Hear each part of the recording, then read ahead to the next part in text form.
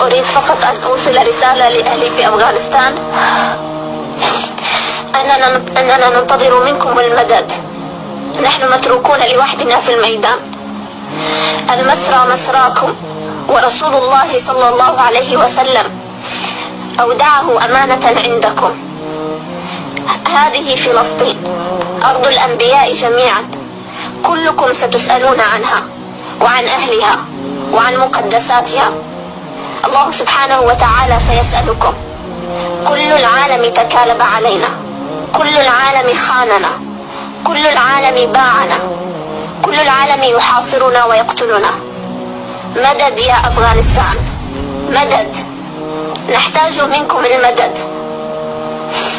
دعت حركات المقاومة الإسلامية في فلسطين كافة الأمة الإسلامية أن تخرج بالملايين يوم الجمعة كمدد لله ولرسوله وللأقصى. لا تتركونا وحدنا.